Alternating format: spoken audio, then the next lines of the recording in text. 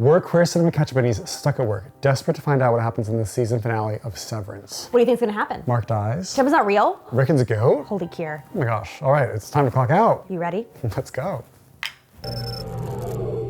I am severely disappointed. It definitely was a letdown in comparison to the high of season 1 finale. I think there were moments I really liked. I feel like this episode suffered from a pacing problem where emotional beats were stretched out. It was supposed to be 75 minutes. I was really excited for that because it's like a movie length. But then in watching it, it's like they just delayed everything so severely, stretched everything out. And then you made some good points when we were talking about it immediately after the episode ended, like moments of Dylan getting the message from his Outie, and then Dylan saying fuck you to Milchek. Like, it was way too much space in between, so you had way too much time to think of how just bizarre everything was. And we compared like the band member scene to the scene in season 1 with Defiant Jazz, and that, like, but this time it was just like way too stretched out and long, so it made it a really like boring experience. Like I was bored a lot of these episodes. Like I was thinking it was gonna lead to something, and eventually they do save Gemma, but then for what? I have the urge to like draw my whiteboard because I want to explain why I think the Defiant Jazz scene was an example of them using oddity and storytelling to great impact versus the marching band. So they had this marching band in this episode because Mark S. has finally completed the Cold Harbor file. But the issue is that Mark S., we as the audience know, he has to race down, try and save Gemma. He's been told by Miss Cobell and his own Outie via videotape. But instead, Mr. Milchek arrives to give him his present for finishing the Cold Harbor file. And this marching band comes in. And at first it's like zany and like weird and like, oh, the dance scene, like, oh, it's so fun, Mr. Milchek dances. Like, I kind of was into it.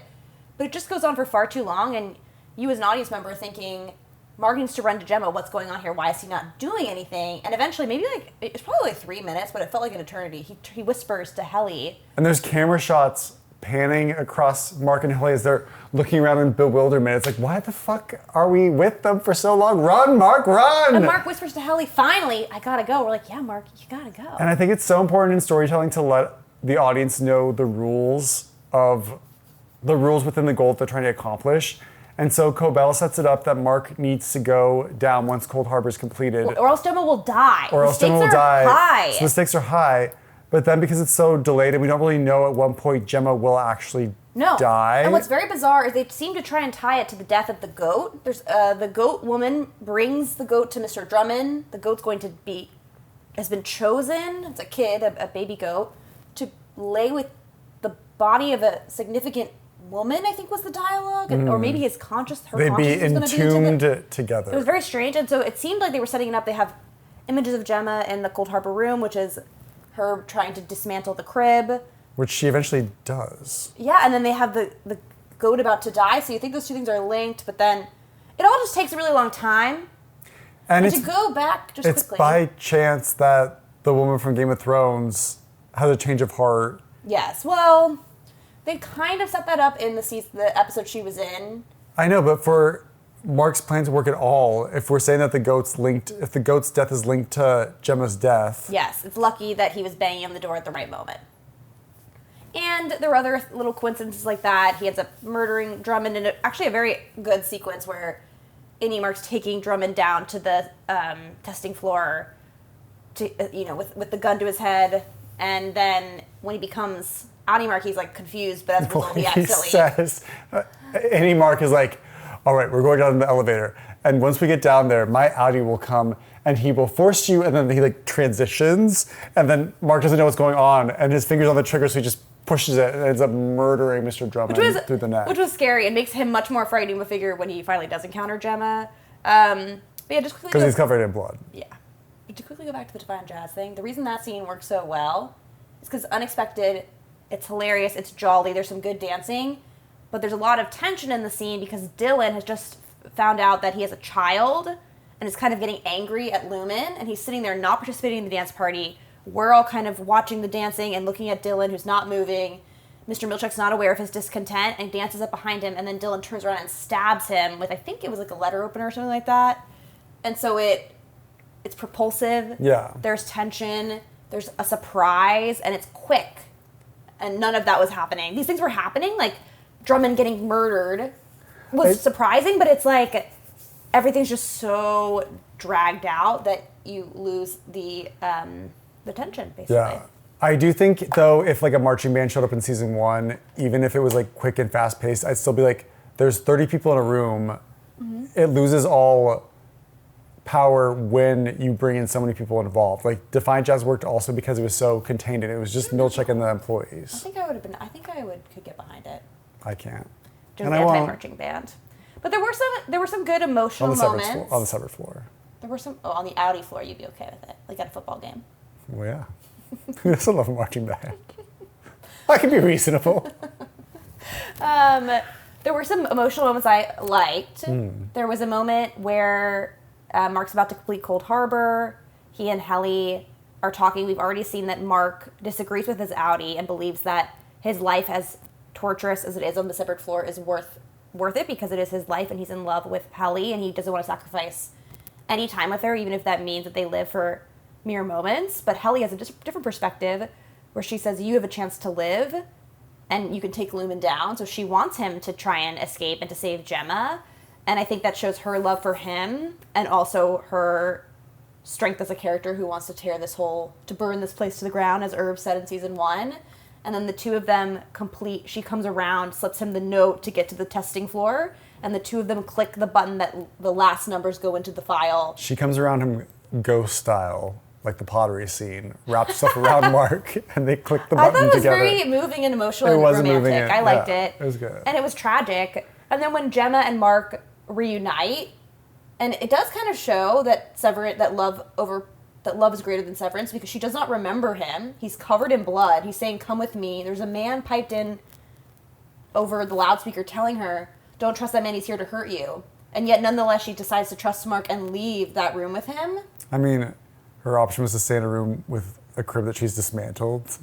But I guess, like, this man came covered in blood. Yeah. I mean, I just think that would be scary. I'd be like, someone fought their way to get here. I'm going with them.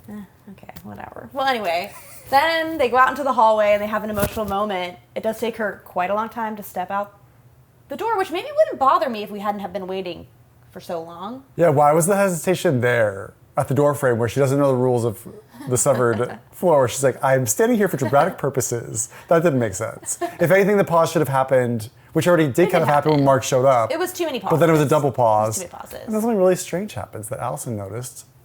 The Gemma running in the testing floor with Mark on their way to escape, it didn't really look like Deichin, I don't know. It didn't look like the actress who plays Gemma to me. Is that what you're saying? We're thinking it might have been a body double. Yeah. And then Joe pointed out that not that running sequence. We'll get to that later. And then my final emotional moment, actually, no, I found this frustrating. They escape. Innie Mark does the right thing in rescuing Gemma, even though he had a great line where he said, why should I rescue this one person when all the rest of these Innies will die if Lumen We disappears? didn't even talk about the start of this episode. Okay. Should we go to that? Or No, should I finish? continue. I was like, wait a second. So they run to the door. Gemma goes outside, and Mark's still on the inside. But Gemma has become Miss Casey when she's inside. So outside, she goes back to Gemma, and she turns around. She's like, through the window, Mark, come on! We gotta go home, Mark! And it's so devastating because they've been yearning for each other for this entire time. Mark's been thinking that she's dead. But Innie Mark, he's not sure, Helly's still there. And then, to make matters more complicated, Helly shows up in the hallway. And Mark looks at her, looks at Gemma, who's screaming, crying, begging him to come, and he chooses Helly. But even that scene went on for too long. And like the poor actor who plays Gemma had to just cut, like her performance, she just had to be like yanking on the handle the whole time, be like, come on, Mark, come on. But it almost got to a point just kind of like whiny, like. It didn't bother me because I invested in those characters. Like, I was also just annoyed that it took so long to get. It took so long to get all to this, and then it's just like a single door is what's blocking them, and like in theory that should be really tragic, but it's very Hades Town. I just was annoyed. I was annoyed. It took this long. I'm annoyed. I was depressed that This whole time we've been trying to save Gemma. Mark's been trying to save Gemma, and she's finally saved, and now Mark, because of his Innie, is trapped in Lumen, and so Gemma's going to have to save him. I don't like that. But that's the emotion that they're going for. I know. I just didn't like it. I mean, I don't not like it as a piece of storytelling. I just don't like the feeling. It makes me sad. So you don't want it. I think it's complicated, but... What would you rather have happened? I don't know. Nothing. I mean, I was really... Nothing. I think I would have rather let someone die Yeah. instead of this heart-wrenching decision. And then, yeah, Joe pointed out that when they're running through the hallways, then Helly and Mark are running through the hallways, and where are they going? No one can say. It looks very The Graduate-esque. And the film texture starts to appear again that was prevalent in the Gemma episode 7 Yes. episode. And I will say, Joe didn't like this theorizing. I think it's interesting that we have the scene of Helly R saying, you need a chance to live for real. We had our time here. We'll always have each other. We'll have the equator, because she's trying to remember place names, and it's very romantic, very moving, and it showcases to me that she truly loves this man and wants him to survive whatever the cost. And she also really believes in tearing down Lumen, and she knows the best chance of that is if Mark S. gets back outside with Gemma. But when she's in the hallway, she doesn't say anything. She doesn't say, Mark, go. She just stands there, looks elated when Mark chooses her. So is it a reappearance of Helena somehow? I don't know. Which I think you're onto something, but I'm just, again, annoyed because we explored that already earlier in the season, so I don't know. Should we play a game to liven you up? Sure, what's the game? Okay, write down your Innie of the week.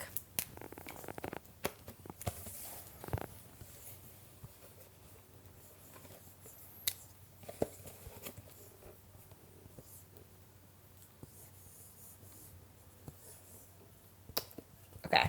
You chose... Oh, gosh. I don't know. Maybe Dylan? No, Who'd I you did pick? not. Who'd you pick? I chose Irv because he was smart enough to be written off of the season finale because the actor probably saw the script and was so disappointed by it. He was like, write me off. Joe's really anti today. Okay, who did I pick? You'll never guess. Were they in this episode? Yes. Is it the Game of Thrones lady? No, but it is Emil Ba the goat. Because that was a really cute baby goat. I didn't think I thought goats were cute until I saw that goat. And I'm very glad Emil survived. Okay, who's your outie of the week? Oh, well, I guess mine doesn't make any sense then. My outie of the week? Mm-hmm. Ideally, it would be someone in the episode. But if not, that's okay too. You can be creative.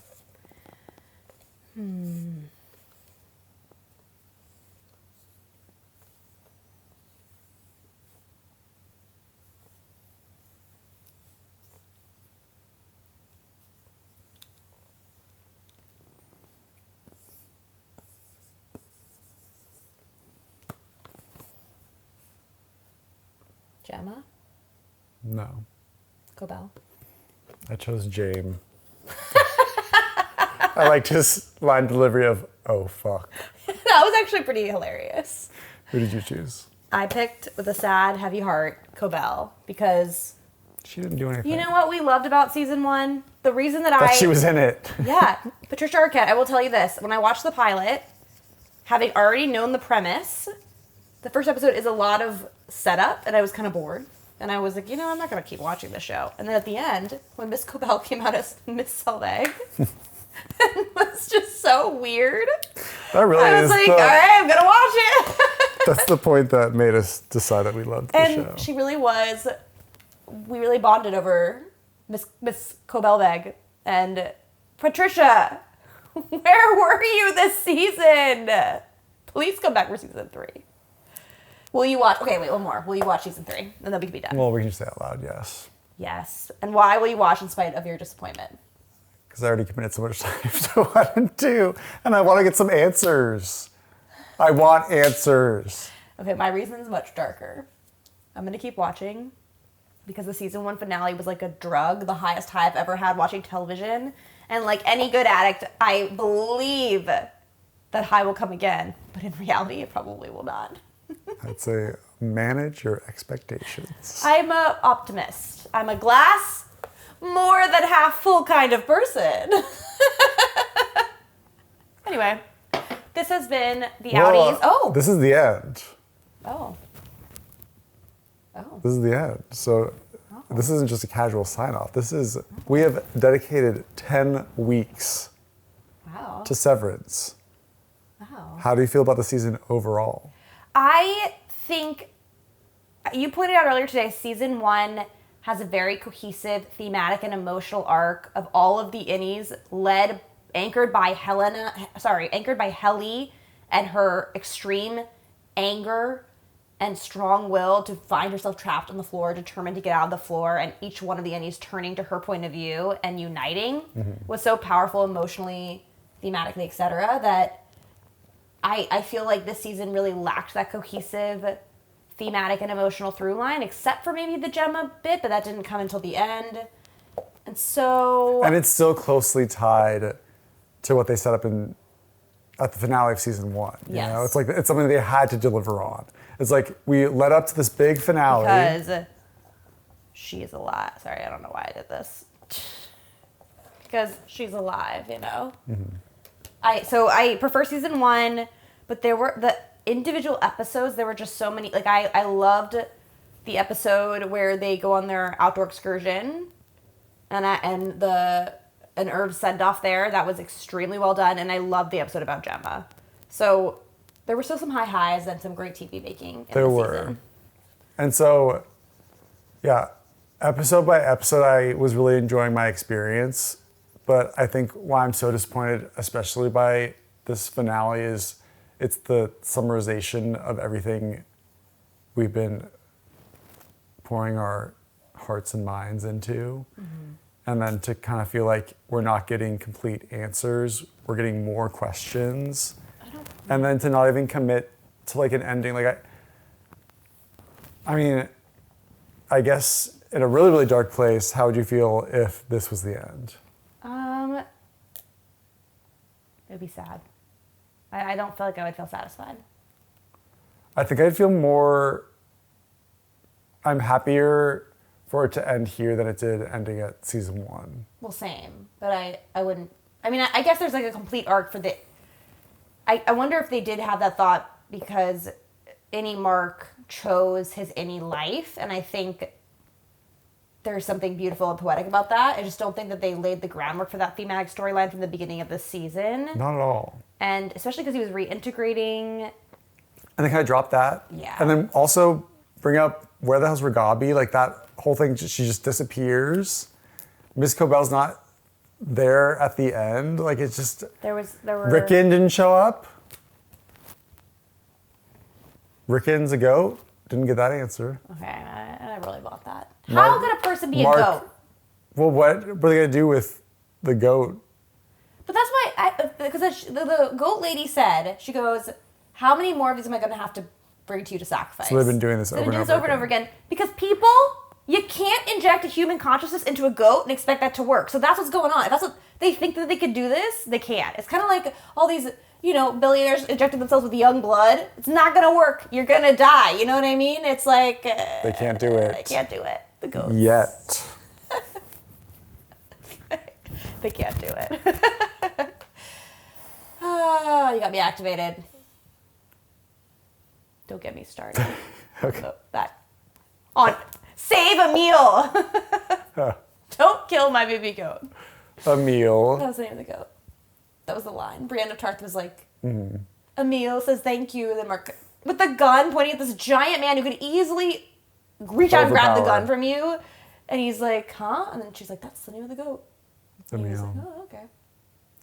And then she was like, I was just in 2 episodes this season. Goodbye. I know. And I wish that Gemma and Mark had a conversation. Yes. It was missing that. That's what was so heartbreaking to me.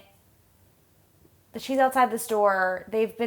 And if Mark just stepped outside the door, he would be so happy. It's so sad to me. Yeah, it's just hard. It's hard comparing it to season 1 because the finale is just so elegantly done. Yes. And this one just kind of felt there's a lot of fat that could have been trimmed. It could have been shorter. I think you would feel differently if it had been everything the same had happened, but just like all those sequences were much shorter. Because there was just no tension. No. Yeah. And no propulsion. There was tension in me being on the edge of my seat, being like, hurry up. But then if you wait too long in that kind of tension, it becomes stagnant. Yeah. Well, it wasn't even like the tension that I felt at the end of season 1. I also was like worried about where it was going. But this one, I was like go faster so we can Get to the get to part. the part of the action. Like, how many scenes do we see of Milchek banging on the bathroom door? Too many. So many. And then each you're time just, I was impressed by his physical strength. and again, speaking to you saying how everything is going on for too long, it's like they did a lot of cross-cutting of action, and it's like we see Mark save Gemma, they're running up the elevator, and then for some reason, Milchek, we show him, and then he decides to have a burst of energy to burst down the machine, but it's like, I can tell that you're timing this to be when they're escaping. Yes. And similarly, they do that with the jazz band comes in, Mark needs to run down, but he's not running down. And then they keep cutting back to Gemma. It's taking them 1,000 years for her to get her little coat on, her Cold Harbor coat, and walk down the hallway to the Cold Harbor room. It's like, no, she would have already made it by now. You know what I mean? Like, you're clearly stretching this out. There was a part that was fun, though, when Mark gets down to that floor. First of all, he walks by every door and reads it, like, huh. I'm like, why do you can read while you run. You don't need to go so slow. And Is it because, like, these places have meaning to him? I don't know. Right, I mean, we don't know. There was the line about place that Helly said about, I'm trying to remember names of places, the equator, so possibly. Mm-hmm. But still, he knows what he's looking for. But then he runs into the nurse, or the doctor, I don't want to call her nurse, and he's like, I forget what they yell. But then he eventually has the she was little like, gun thing, and eventually she's like, no, fuck you, fuck you, fuck. But she's like running the opposite direction. Before that, he was like holding it in her face, and she was going, no! Oh, yeah. No! Yeah. Anyway. I will say another like emotional beat that worked is when Outie Mark finally gets into the severed room and sees Gemma for the first time since her passing, and It was moving. was moved by that. But yeah, I wish there was more of a conversation, and that's where like the whole severed. That's the problem. The severed part's like we need to get her out to the hallway, and when we get out to the hallway, they like don't have a conversation because they have to run. And then they get like, upstairs and they're Casey and Innie Mark. Miss Casey and Innie Mark. And this is the finale. This is the finale. You have to give us something. And I feel like they just kind of... I think they did answer a question about the numbers. We know what the numbers are now. Are the tempers of the brain. But what they were going to do with that, we don't know. Which is the bigger question that I have. What does the word Cold Harbor mean? I don't think it has a meaning. What are all these places listed on the doors?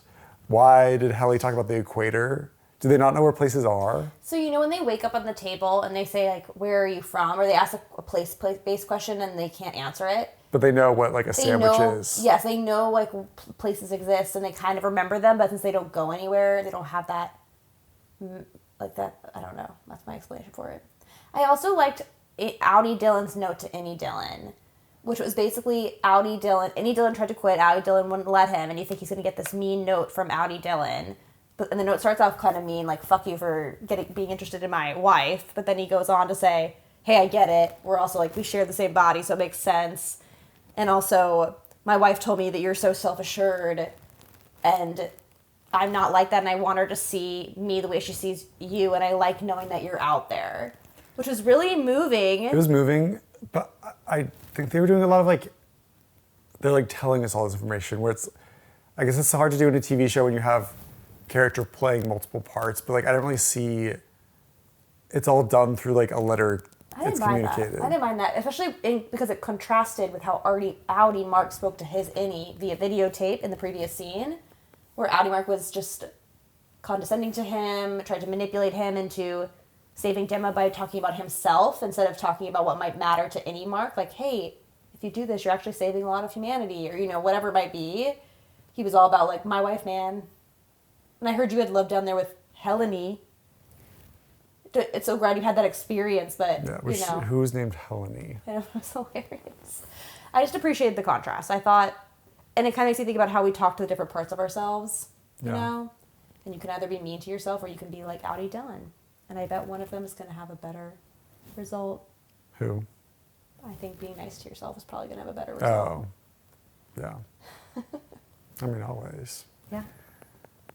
But, like, what's his plan? Is he going to build, like, a severed world? And I don't think they have a plan. We don't know the rules of the world. I think the takeaway is supposed to be that they've chosen the however long they have left to be together.